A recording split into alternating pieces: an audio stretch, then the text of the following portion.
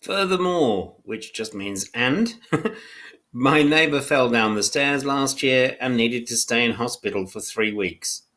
If the hospital was in another town, it would have been very difficult for family and friends to visit. That would not have been good for her mental health. That's actually what we call a mixed conditional. If the hospital was in another town, but it isn't, it would have been difficult, but it wasn't. So half of the sentence is in the present and the other half is in the past. Ooh.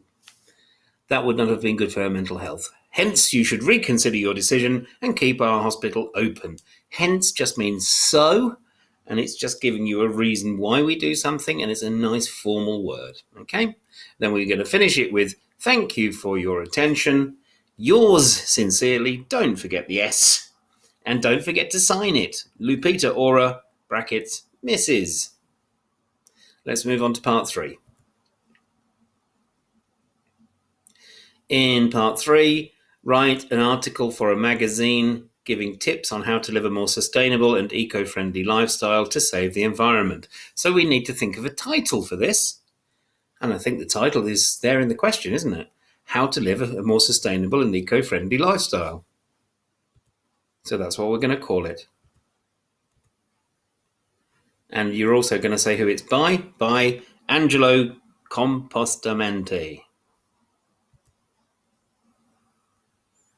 We're going to start with some questions because that's what they like with articles, even though I've never in my life read an article that starts with questions. Have you ever wondered what kind of world our grandchildren will live in? Do you worry about human life making other species extinct? Are you confused about how to change to a more sustainable and eco-friendly lifestyle? This guide will help you change your life with the help of some simple tips. Let's start by looking at the 3 simple words that we can all remember. Reuse, reduce, recycle. Reuse.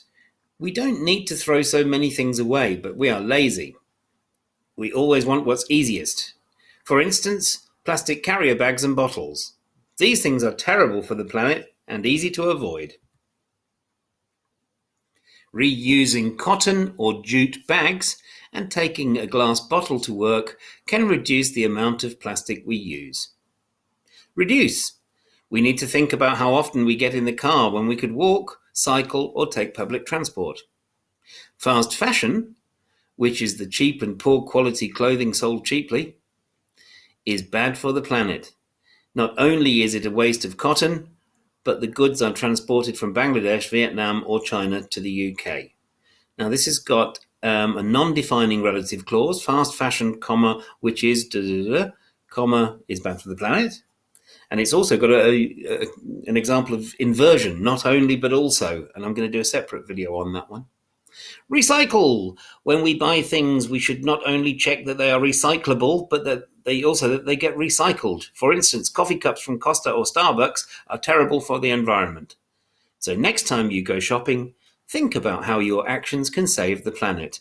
Okay? The last sentence is what we call a call to action. You're telling the reader what they need to do. You're inspiring, motivating. Okay? You can do that. You inspire me. So there are 3 examples. I don't expect them to be this good. It's just giving you a model. I mean, you could learn these ones and hope that something comes up in the real exam.